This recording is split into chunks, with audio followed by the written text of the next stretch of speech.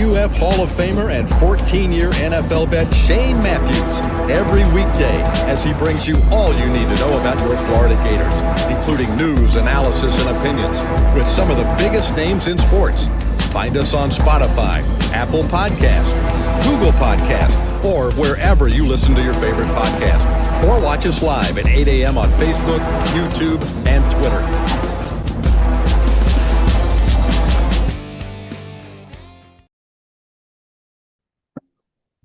Good morning. It's a Friday edition of PodUp with Matthews in the morning from the Crime Prevention Security System Studios, large enough to serve you, small enough to care.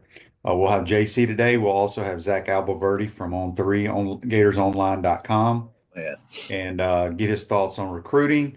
Some people are happy, some people are not, but it is what it is. And you move on to the portal now, and then the late signing period in February. We'll get his thoughts on that.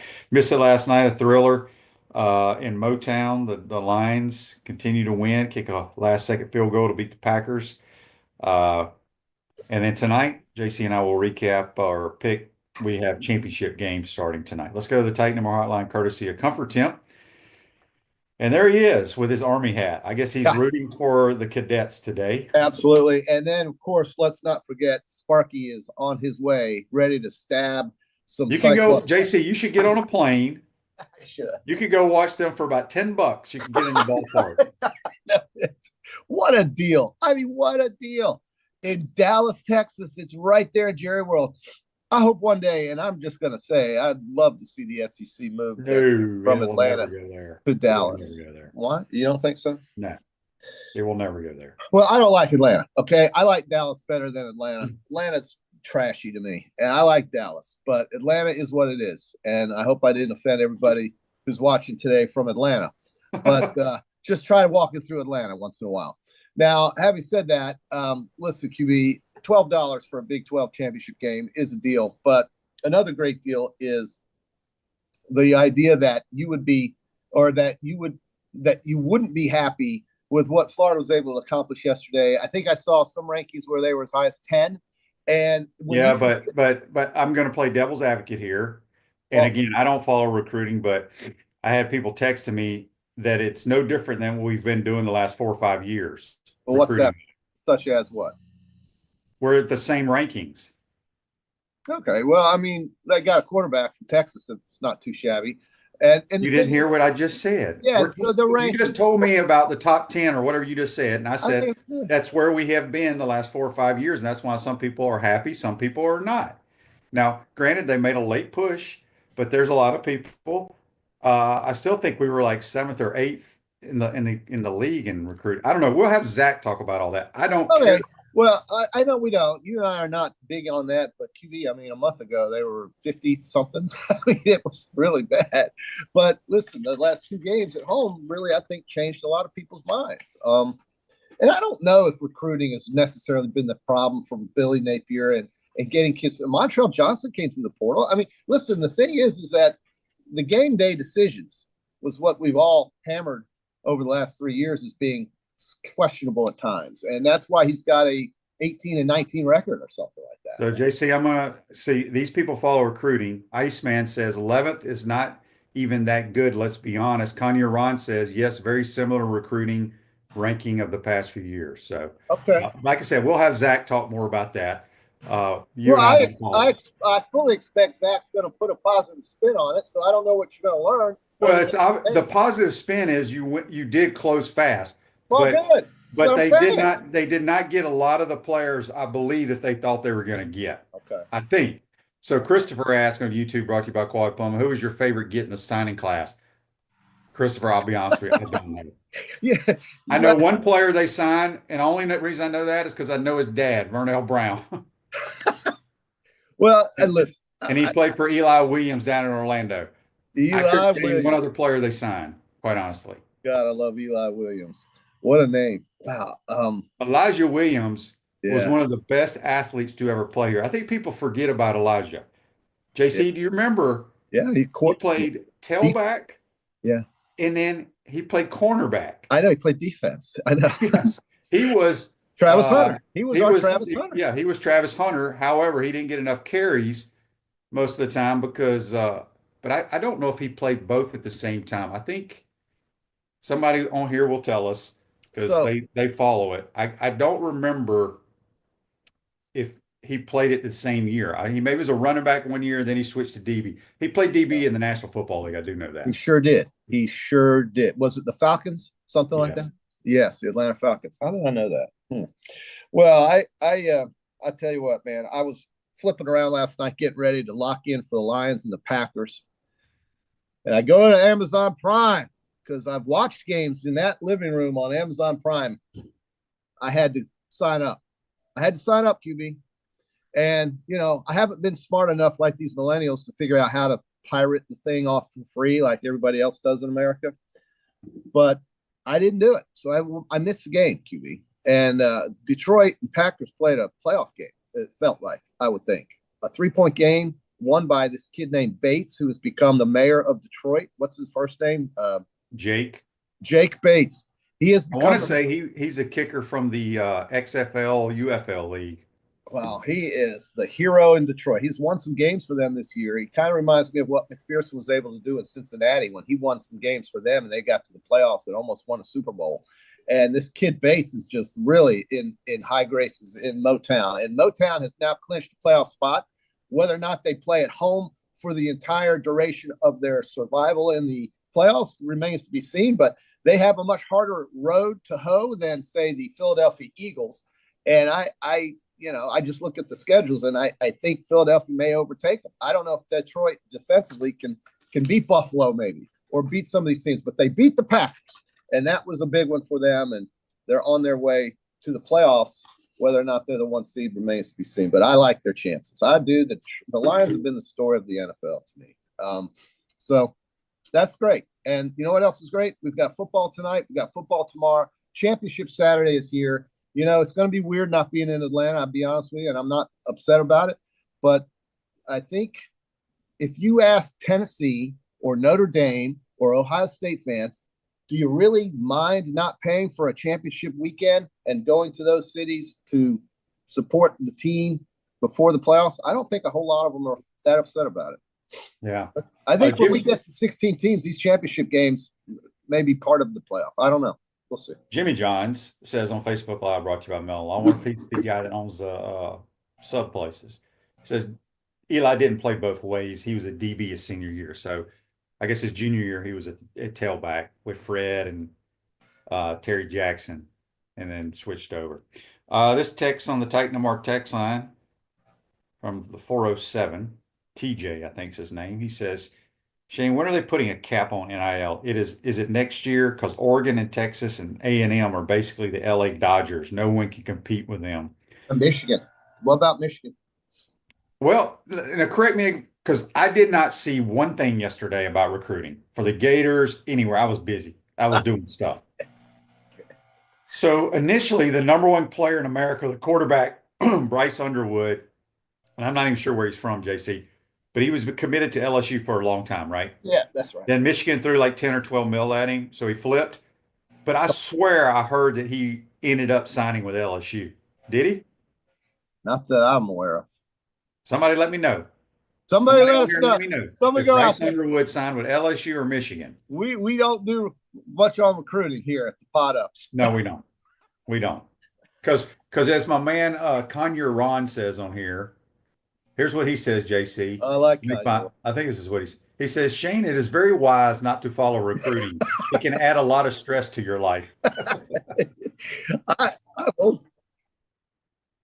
Okay, so Underwood did sign with Michigan. I knew he flipped to Michigan, but I had heard he flipped back on signing day, but I guess I heard wrong. No, Don't believe everything you hear. Right, where do you JC? hear all these things, QB? On the street? Is that it's crazy. Man, word on the street. Yeah. Look at South Bend, Indiana. Look at what it's you like that, don't you? Look at that. Look, it's a Christmas postcard in South Bend, Indiana. And why is that important? Because in 2 weeks, that town right there that looks like Siberia with a golden dome is going to have a home football game. And I really hope a Southern team gets to go up there. I really do. All right. Chris and Mayaka on the Titan War text line says he's hearing that we're going to go ahead to Tampa They're playing the ReliaQuest Bowl, which is the old Outback, to play Michigan. I don't see that happening. Kimmy, I heard Las Vegas yesterday. Yeah, I still think it's going to be the Gator Bowl because here's my reasoning. Okay. The two teams that are going to be left out that probably should be considered for the playoffs are Ole Miss and South Carolina, right? Yes. So the next top two bowl games for our Southeastern Conference are the Citrus and the Outback, whatever they're called now. The one in Tampa and the one in Orlando. Capital One or something. Then the bowl tier level right below that would be the Gator Bowl, right? Okay. So now do they take the Gators or do they take Vanderbilt? Do they take Arkansas? Do they take Missouri? No, they're going to take the Gators. They're going to send Arkansas to the Liberty Bowl. Makes a lot of sense. They're going to take the Missouri Tigers and they're going to send them to one of those Texas bowls out there. You know, they got a million bowls in Texas. Sure. And then they're going to send Vandy to the Music City Bowl. Doesn't that make sense? It does to me if you're interested in getting people in the building. Okay, well that's they don't. I mean they want that. They don't really care. I mean because the bowls are paid for, the money's being dished out, but it helps the cities. I just don't see how we go to the Outback Bowl or whatever it's called now because it's a better bowl. Being 7-5, I just don't see a 7-5 team going there. Yeah, I think that's right, but they can do what they want. It's kind of like, television has the right to kind of influence how these playoff teams are picked. You know why, QB? Because when you're throwing a party, or let's say you're throwing a wedding for your daughter, you have the right to arrange the chairs. You have the right to sit the tables where you want them. And if they want Alabama and their 35,000 fans to show up at a playoff game instead of Miami and their 3,000 fans, then damn it, that's what they're going to do. And I don't think there's a thing wrong with that. They're the ones who pay for college football, and they're the ones who make this happen. And so if they're saying all things being equal, because honestly, between Alabama and Miami, it's pretty equal. Same thing with Ole Miss and South Carolina. They're going to go with the brand. And so that's what they're doing. Yeah. And tough luck, guys. You know what? Beat Syracuse. Quit bitching about it and stop somebody once in a while. And by the way, be glad you're not. Be glad JC, Miami's irrelevant. You know, I haven't even heard anybody complaining about them not going to the playoffs. You don't watch these shows across America like I do. They're going crazy. That's your fault. Got screwed. Anthony McFarland. Well, I think Miami should have won. They should have gone. Well, Miami should have had 4 losses if the corrupt officials in the ACC did their jobs correctly, because Virginia Tech beat them, and as far as I'm concerned, Cal beat them. So there's 4 losses. But hey, I digress. But the thing is that TV has the right to dictate some of this, and that's okay with me. The real Army sniper also says he's hearing Michigan Gators in Tampa. Maybe it happened. Let it happen. I forgot. Yes, I do know. I forgot we signed Ben Hanks Jr. Yes, I played with Ben Hanks. Yes, you did. So there's 2 kids I know on the team that we signed. Ben Hanks Jr. I don't know them. I don't know the kids. I know their dads. Vernell Brown III and Ben Hanks Jr. So I do know 2 people. Appreciate that. I totally forgot. For some reason, I thought Ben Hanks Jr. was a commit for next year. But anyway, all right. I lost my train of thought. Well, this is, recruiting is just a different.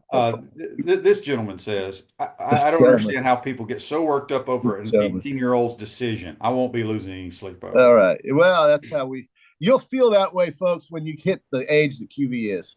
When you hit QB's age, you'll start thinking the same way. JC, you're a hell of a lot older than I am. Not a hell of a lot older, just a little bit. 6 years. Well, that's not long. That's a lot. Okay. Electronics World, integration and design specialist for smart home automation and entertainment, affordable local installation service and support. Go check them out, electronicsworld.net. All right, JC, we're just, we don't know what we're talking about when it comes to recruiting. So let's do this. Let's go to the Peachland Dental. Gator Nation's choice for. We do know that because we're good at it. And by the way, choice for dentistry in Port Charlotte surrounding areas. Go check them out at peachlanddental.com. We are doing our Peachland Dental Championship Week. I tell you what, Peachland Dental for all your root canal needs and for all of your cap needs and crowns down there in South Florida. God bless Joe Loss. He's been through hell and back with all these weather events, but he's still strong and changing out caps and crowns and cleaning your teeth and checking out your gums. So way to go, Joe. We'll see you in the Bahamas. Having said that, let's get on with the picks. Strike up the band, Zach, and let's start with championship weekend. It is Western Kentucky and Jacksonville State. The Hilltoppers and the Gamecocks. Man, folks, if you like to get excited about watching a football game, you want to see something that's intense and that can, be really fun to watch if you're into it. Conference USA can give you that. And Jacksonville State is 8-4. Western Kentucky is 8-4. The game is at Jacksonville, Alabama, and I'm taking the home team. Give me those Gamecocks. Yeah, they got a great rushing attack under Rich Rod. I like the Gamecocks as well. I like that. Now we go to, and the winner of that game usually goes to the R&L Carrier New Orleans Bowl, I think. And they're happy to be there. Trust me. Yeah.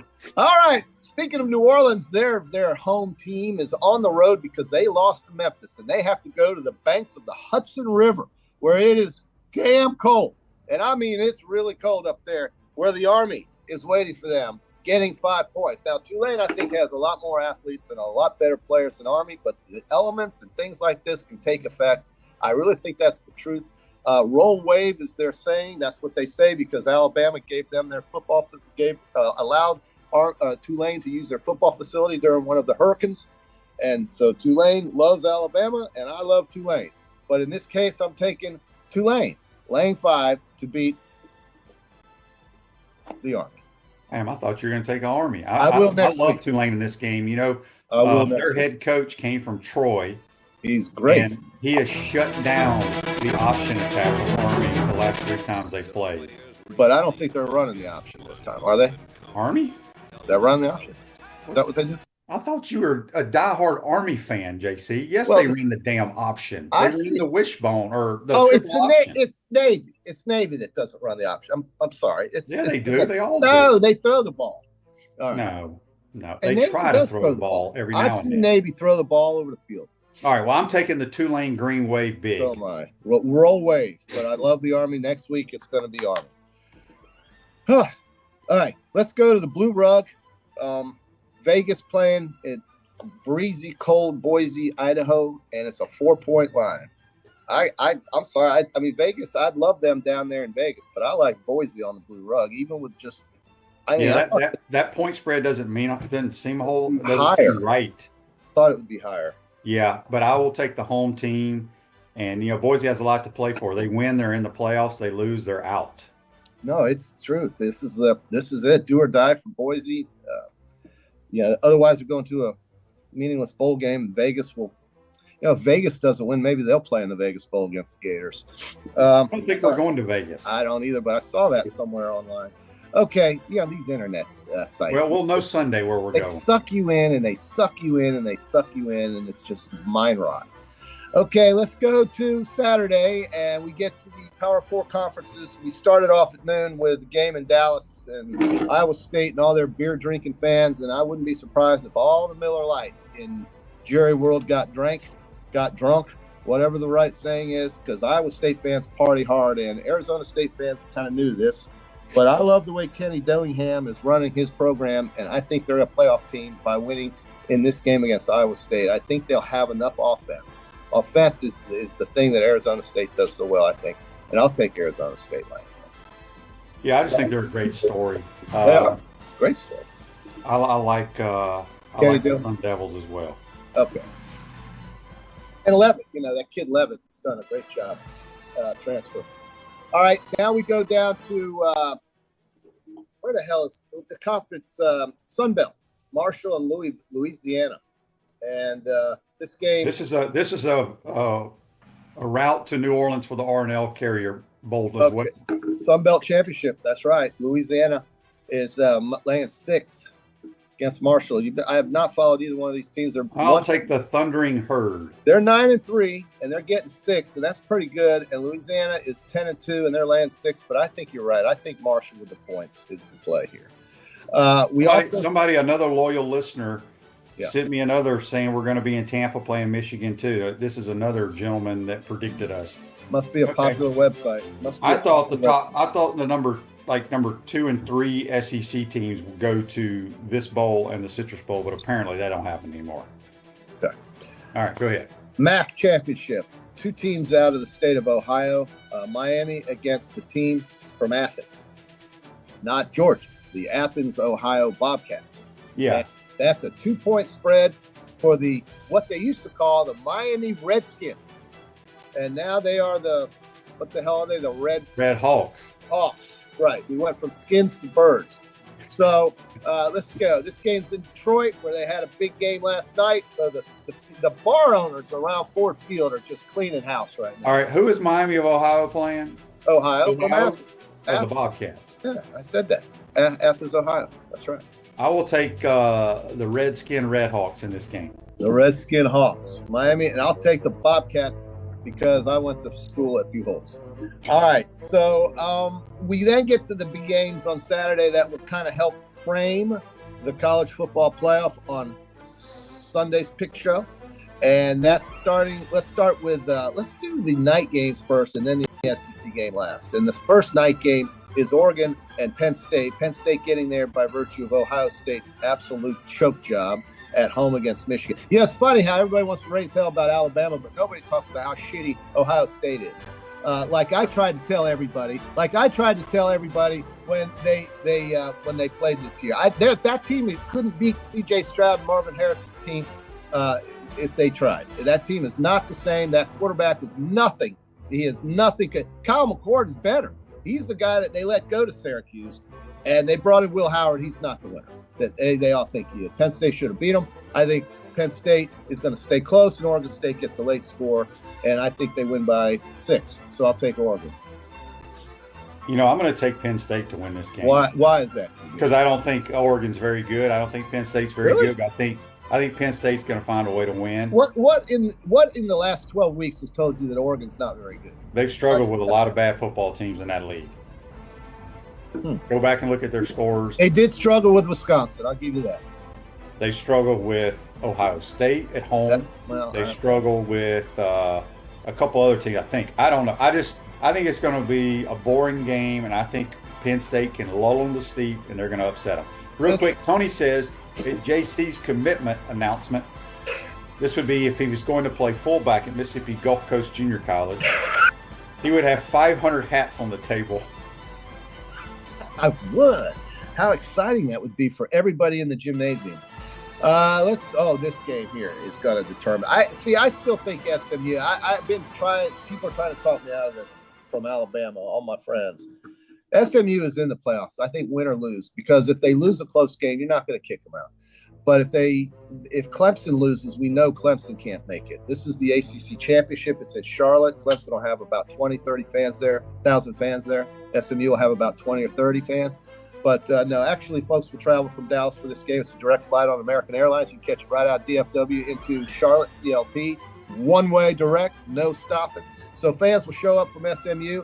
And David Martin, the guy who raised $100 million for Southern Methodist University to just be able to play in the ACC, is now in the championship game. Let's all root like hell for SMU to pony up and beat Shane's beloved Clemson Tigers. Why do we all need to root for them? Well, I mean, would you rather see Miami in the playoffs? Miami's not getting in. Well, what if Clemson wins? Is Alabama? Clemson goes. All right. So, well, you're right. So would you So you're basically want all the loyal listeners to root for SMU so your school can get in, is what you're saying. Well, I mean, why wouldn't we? Yeah. But you don't want to watch Clemson. Nobody wants to watch that team. They're not good. We don't want to watch Clemson. You do. I'm gonna pull. I mean, I like Clemson, but I'm gonna pull for SMU because I think it's a good story. Great story. And then we ended up in Atlanta, Georgia, and Texas. Listen, Georgia, they just hammered Texas last time. We predicted that would happen, but I have been watching Georgia, dude, in the last couple of weeks. Wide receivers don't catch. Defensive secondary is weak. They can't run the ball. Trevor Etienne, I think, wants to go in the transfer portal, or it is. He doesn't play. Because he doesn't play. Nate Frazier's a nice little running back. This is not the Georgia Bulldogs that I have been watching the last 3 years. Texas beats them. In fact, I think Texas is the best team in America today.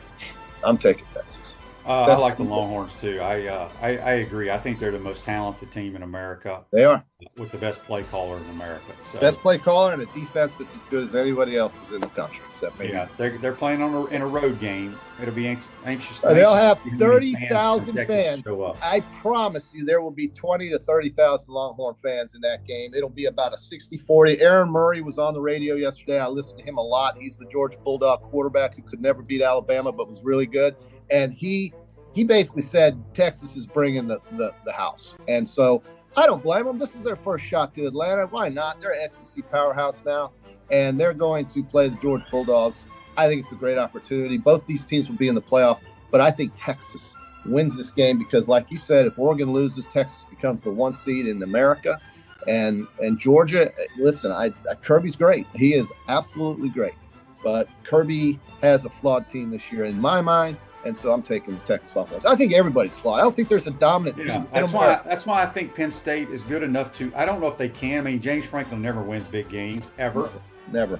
But does Oregon finally turn it over a couple of times? I mean, can they stop I love Billy Dan Lanning, Gabriel? but I have not been impressed with Oregon. You think they're going to be able to stop Dylan Gabriel in that offense? Yeah. I mean, we'll see.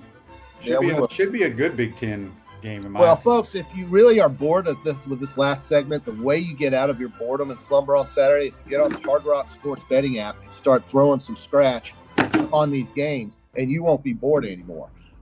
So I applaud the fact that we're now able to do something that grown-ups can do in the majority of this great country. So let's have a day, folks. Let's win some money, and let's see where Florida ends up. They say Tampa. I would rather see it be somewhere other than that, but it's in I'm Tampa. still laying my money on. I'm laying my money Jacksonville. on Jacksonville. You're a Jacksonville guy. I like it. Chris from Cottondale says JC's trying to get the loyal listeners to try and get Bammer in the playoffs. We don't care about Bammer, JC. Let's go Clemson. I think my man from Cottondale, I think he's an Auburn fan. I think he's a closet Auburn fan. I don't blame him. But, I mean, because that's got to be, I think that's close to Alabama. I think you get on 231 and you're in Cottondale. So, listen, I hear you. Folks hate Alabama. You either like them or you hate them. That means they're relevant in my mind. And, it's true. I mean, in my lifetime, and people are going to hate me for saying this and throw darts at me, and I can take it. But I've seen 7 national championships since I graduated from that school. And when I was at that school, I saw Tennessee beat us 4 times and Auburn beat us 3. So I kind of deserve to see. Yeah, you didn't win anything when you were there, Jason. We didn't win anything. They were so bad and had the worst coaches. Bill Curry, Ray Perkins, just awful. Bear Bryant died my freshman year. I saw him walking across the parking lot 3 days before he died. Next thing you know, he's at Druid City Medical Center and he's dead 21 days later. And they had a 5-mile caravan to Birmingham to bury the man. And it's just been a great run, and they're still alive. They're still alive, and the committee loves them. And I say, listen, if you're throwing the party and you're throwing the wedding, you can arrange the tables the way you want. And that's what television does. And nobody wants to watch Miami give up 40 points in a game in the playoffs. Nobody wants to watch that. So we'll see. Yeah, a lot of people are asking, is ETN in the portal? There's talks he's going to the portal. Yeah, I read that. I read it, and you know what? One of the schools is the school that injured him. And that's Florida. So he wouldn't. Like, here's what I like to tell. Here's what I always tell people. Ridiculous. You have great players or players that you think are great, but there's other people that are just as good, right? Or could be better. Yeah. I think our running backs we have here are better, quite honestly, because they do other things better than he did. I love Jaden. When he left, it didn't bother me one bit. His pass protection is awful. You're right. I don't care what he does with the football in his hand. He can't block JC coming up the A gap. But QB Georgia is better when he's running the ball effectively. I don't know. I love their freshman running back. I think he's very good. He's like the number 1 running back in America, JC. He's fine. You know where he's from? Nate Frazier? No, I don't know. He's from Mater Dei out in California. Wow. Okay. No surprise there that Georgia gets a California kid. Now, a lot of them come here to play in the SEC. All right, real quick, this day in sports brought to you by Campus USA Credit Union. Put some star power to work in your financial life at Campus USA Credit Union. 1961, the 27th Heisman Trophy Award. Do you know who won it, JC? 1961, that one escapes me. It was a running back. 1961. Here's another hint. First African American to win the award. Oh, The award number 45. Archie Griffin. No, he did wear 45 though, I think. That's right. No, and I know he was a long time after 1961. I just said that to be stupid. This one is just too hard for me at the spur of the moment. QB at 8:30 in the morning. But Well, he played up north. He played up north. Jim Brown. Oh, he played at the same school?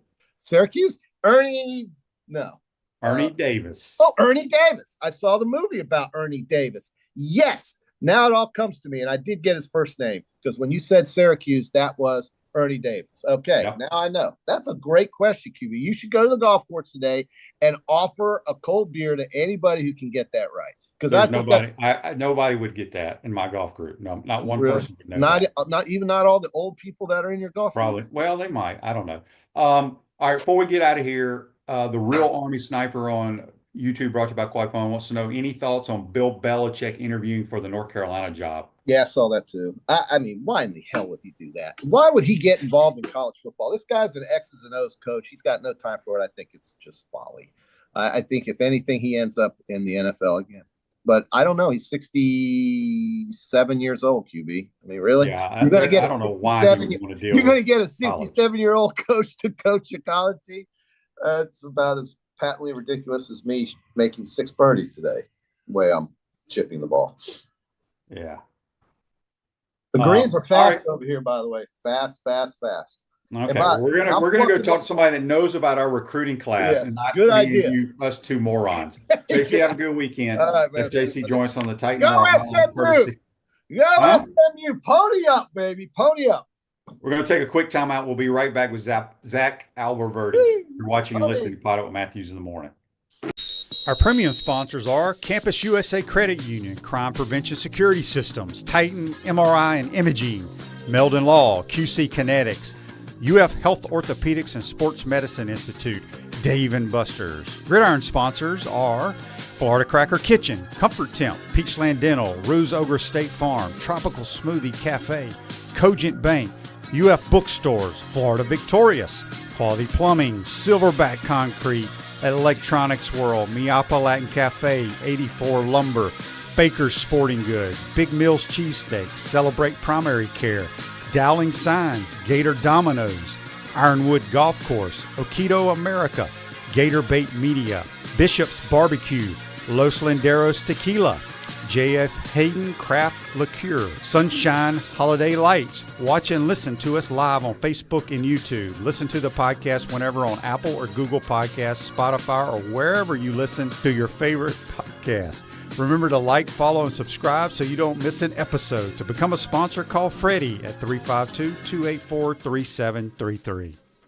After serving over 100 families over the past several years, we're super excited to kick off the holiday season. I'm Dylan. I'm Garrett. And we're Sunshine Holiday Lights. We all know how stressful it can be to decorate your home during the holidays. Our services include installation of all material, maintenance, takedown, and storage of the material throughout the year. If you want to spend more time with your family this year, give Sunshine Holiday Lights a call.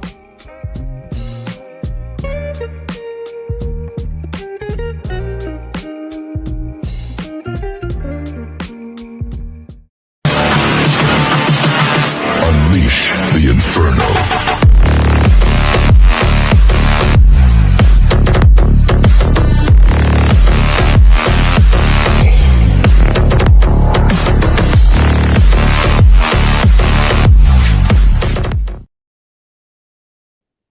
Welcome back to the Crime Prevention Security System Studios, large enough to serve you, small enough to care. Miapa Latin Cafe. Discover the ultimate Cuban culinary experience at Miapa Latin Cafe with 5 locations in Gainesville and Alachua. Never far from the best Cuban food north of Miami. Back to the Titan MR hotline, courtesy of Comfort Temp. It's Zach Abolverdi from On3, GatorsOnline.com. Does a phenomenal job with recruiting and covering the mighty Gators. Zach, appreciate you coming on, my man. Absolutely. We finally get a chance to catch our breath, Shane. Yeah, no doubt. Zach, we've had a bunch of people. I was not on my show yesterday. I was out of town. I do not follow recruiting. I told them I only know 2 kids that signed, Ben Hanks Jr. and Vernell Brown III. Obviously, we made a big push late, or it could have been bad. I know I said to JC earlier, some people are pleased, and of course, they're still the ones that are like, well, we're eighth in the SEC or whatever we're ranked. I don't know what it is. Tell me what you feel, how you feel the Gators did in recruiting this year. Yeah, it's all about perspective.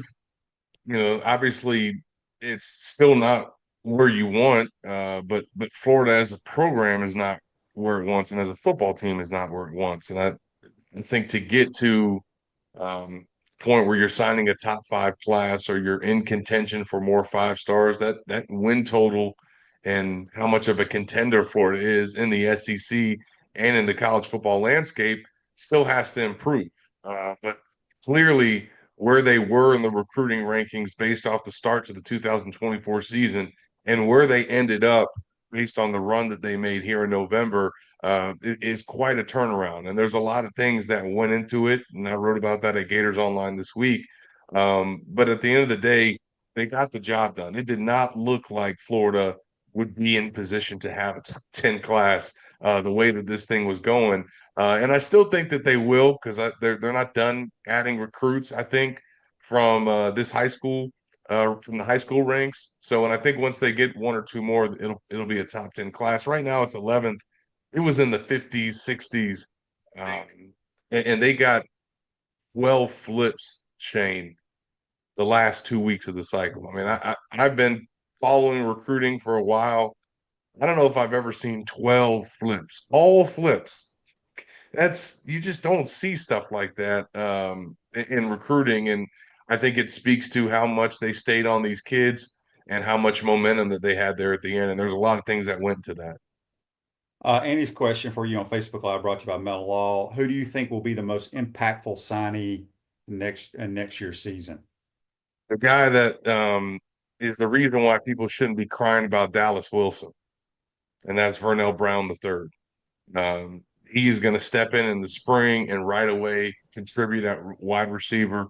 They're losing Shamir DK. They're losing Elijah Badger. I think he's going to pretty much be in contention to be one of the guys that fills DK's role. Right now, as it stands, I think the only guy that he'll be competing with is TJ Abrams, who redshirted this year, freshman. Now they're going to go portal hunting, and they might bring in another guy, more veteran guy to kind of plug in there. Regardless, Vernell is going to play. He's going to contribute, and I think he's going to make an impact, not just at receiver, but on punt return. He literally can step in and kind of take over that role that DK is leaving, and just everything you want in a kid, Shane. Oh, I yeah. mean, just you're not going to worry about this kid getting in trouble. You're not going to worry about him showing up late to class. You're not going to worry about him not doing his game prep for the opponent, studying film, um, putting in the extra work at practice. I mean, and on top of all that, he's super talented. Um, Comes from a great family. And you mentioned that the only two guys that you really are familiar with are him and Ben Hanks. Ironically enough, those are the two highest rated Uh, recruits in the class. And I think Ben on the other side is going to help contribute at cornerback where they got some attrition. yeah, did I read correctly that, nowadays these kids that are early signees, they can show up and they can go with the team to bowl practice, right? And practice? How's that work? They can. I think it depends on one, how early they can get into school in terms of their move in and when the semester starts, and then how late the team is playing in its bowl. If Florida hits the Gator Bowl and they play January 2nd, then I think, yeah, some of those kids are going to be able to go through bowl practices. Now, they will not be eligible for the game or even be able to suit up, but they can go through bowl practices, and that's good exposure for them. Yeah, that it's interesting how you can do that. Real quick, what are you hearing about the bowl? A lot of people this morning have told me that they feel like we're going to play Michigan and Tampa. I still think it's Jacksonville. I do too. Like, honestly, either one of those I'm fine with. I'm glad that it's going to be in the state of Florida because I wasn't trying to take another trip. I know you probably agree with that. Um, so yeah, I mean, Tampa's probably for fans, they probably want to go to Tampa. For me, I want to make the drive to Jacksonville. That's the easy in and out. Yeah. Um, I have been feeling like it was going to be the Gator Bowl, but these things are never set in stone until all these games play out and these conference championships take place. And but it is probably going to be one of those two. I Okay. still think more Gator Bowl though. Yeah, I agree. Text here from Jimmy on the Titan MR text line. Were you surprised about Arliss Boardingham going into the portal? And is it confirmed that Trey Wilson will be back next year? It is confirmed, according to me. This is my report. Yeah, Trey's not going anywhere. Florida's. I don't think he's got a reason to go anywhere at this point. Maybe would have been apt to do something like that and look around, but not the way things are going now. Who's a better quarterback to go catch passes from? So I think now Florida's done a lot of things to take care of him and make him feel like this is the absolute best spot for him to be, so that he doesn't want to go look around. But yeah, that he's not a guy that they're going to have to worry about moving forward. What was the other question, Shane? Were you surprised about Arliss Boardingham going in the portal? I wasn't. I think it's unfortunate because I think he's got some talent and he's obviously been productive for Florida at times and made some critical plays, but he's also struggled with blocking. Yeah. He is a guy that had transitioned from being a wide receiver to tight end, so there was going to be a process that he had to go through, and just probably can go somewhere and find a better fit for his skill set. And it was clear that he was kind of falling out of the favor as the season progressed. He just played less. He made a catch in every single game through the first 11, and then he didn't even play against Florida State, and he was healthy. So I think Tony Livingston kind of took some playing time from him. Amir Jackson is going to be coming in the future. That guy is a top 100 recruit that they signed. He was a fall enrollee, so he needed a red shirt this year, but he's got a lot of talent. And like I said, he's gonna be someone that you'll know at the tight end spot moving forward. So I think it just made sense for both parties. The portal opens up Monday, correct? It does. Okay, because I can't keep up, and I'm sure our listeners know more about this than I do. When does the portal close? I want to say it's December 28th or 29th. I'll look that up for you, but it's open for 20 days. Okay. And you said that the Gators still have some high school kids that they're targeting. When do they have to now sign in February, or can they sign here in the next couple Correct. of weeks? Oh, well, I think today might be the day that the early signing period closes, so they still could Okay. technically sign today. So Florida could still add a kid today, in the early window. To your other question, the portal closes on December 28th, and then signing day is still, now it's the second signing day, I guess we can call it. I don't call it National Signing Day anymore. The one that takes place in February, or excuse me, in December is National Signing Day. This is almost late signing day, what used to be National Signing Day, and that's still always first Wednesday in February. That has now become the transfer signing day. You're still going to have a few pieces, one or two, maybe some here or there that you add that are still leftovers that didn't sign during the December period or wanted to wait all the way till February to make their decision from the high school ranks. There is the cornerback right now that's committed to Tennessee. He is supposed to wait all the way until the February signing day. So whenever Florida has its press conference, that could be a guy that Billy Napier is talking about. But most of them will be the transfers that Florida signs and lands here in the next 2 months, when the portal opens. And then just when it closes on December 28th, the action's not going to stop. They're still going to be landing kids and recruiting kids all the way up till that February signing day. So when you're looking at the portal, obviously they've done a really good job, especially the last couple of years at receiver coming out of the portal. Is it like in the NFL, best player available that could help your team regardless of the position? Or are there certain positions you think they're targeting looking in the portal? Oh, there's certain positions that they're targeting. Some are obvious. I put out some stuff at Gators Online about not only some positions that they're prioritizing, but some names to watch. Obviously, like you mentioned, wide receiver is going to be one of those spots. Uh, Surprisingly, or not surprisingly, quarterback is also going to be one of those. They would have liked to sign a second QB from the high school ranks, and everybody now knows that they tried to getting Ryan Montgomery there in the 11th hour, and it didn't pan out. They'll still go out and get one in the portal, and Tramel Jones knows that. He always knew that they were going to add a second scholarship quarterback because they need to. Right now, they only have three coming or slotted for 2025 with Lagway, Jones, and I guess you can still claim Millen. By the time you guys hearing this, maybe he'll be in the portal, or I don't know what his future holds because he came here as a scholarship quarterback and got beat out by Aiden Warren. So Florida needs to add a second scholarship guy. The problem for them is that that's a hard sell in the portal when DJ Lagway's behind center. It's easier to try and go get a guy out of high school because he's young, he's still got years ahead of him. He's got time to sit behind Lagway. It's harder to sell a guy to come here and do that's got less time. So, but they're going to try and hope that they can get maybe something better than Millen. But we'll see how that shakes out. They got some other spots that they'll hit. But you heard Billy say on signing day, the way that they approach the portal is they try to anticipate needing a player at every position.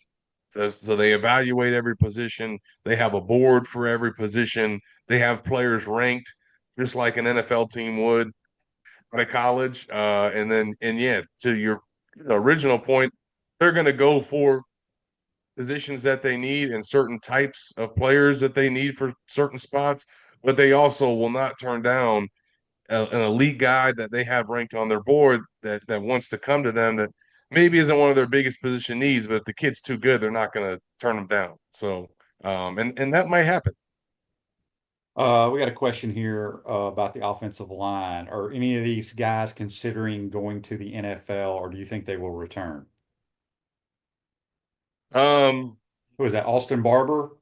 Austin Barber, Jake Slaughter. Yeah. I honestly think all of them will be back. I think Slaughter will be back. I think Damian George will be back, and I think that Austin Barber will be back as well. They're going to go through the draft process just to see where they're at, but something tells me that those guys probably want to make one more run at this thing and do it with Lagway. Barber and Slaughter really like being Gators. So unless they get a grade that is something that they can't take advantage of, I think they'll be back along with George. Yeah. Which would be great for Florida. Yeah, there's no question. Zach, can you clear this up? Because we've had people ask about it. When they're changing it to where you have 105 players, correct? And they all are scholarships. No more walk-ons. Not in the SEC. Oh, it's not in the SEC. The SEC rule is going to be still 85. Okay, and you can still have your normal allotment of walk-ons.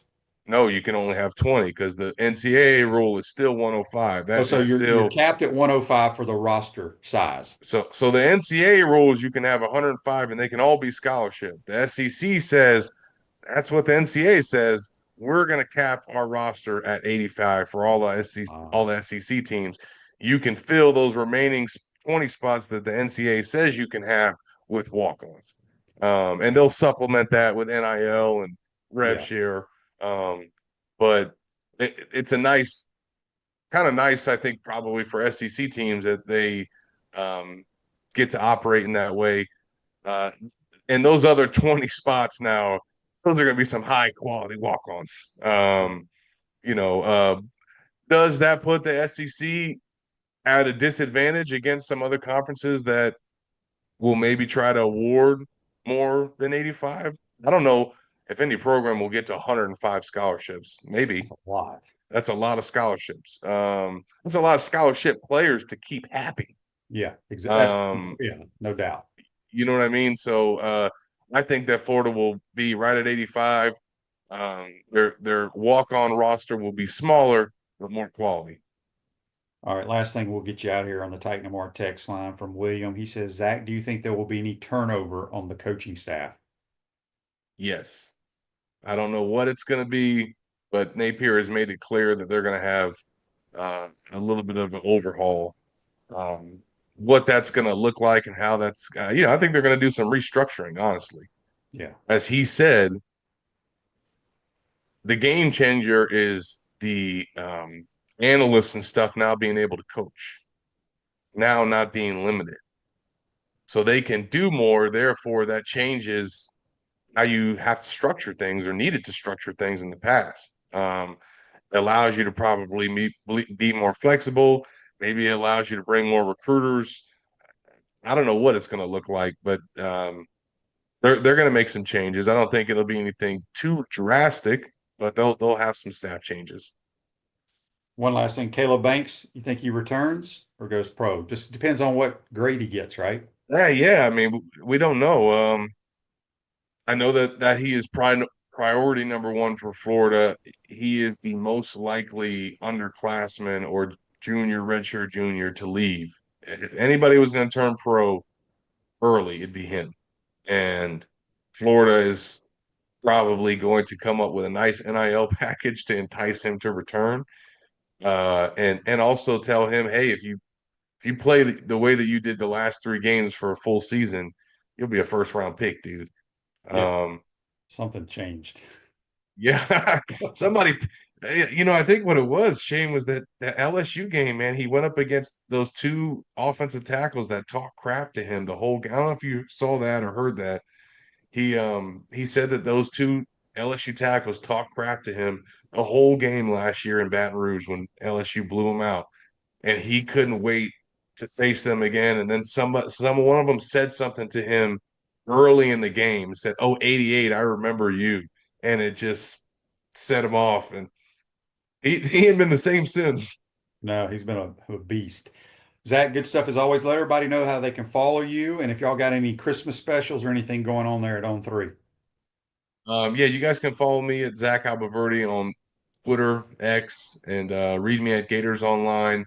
We did have a sale in place. Actually, I'll check, as a matter of fact, just to make sure and see where it's at. But usually we've got deals that come up where you can kind of come and check us out for $1, whether it's for a week or a month. And we've always got great stuff coming on the recruiting side, on the team side. Even though the recruiting season is over and the football season is almost over, as you all know, it's about to be portal season, and we're gonna have a lot of coverage coming. So you guys, if you're not a member,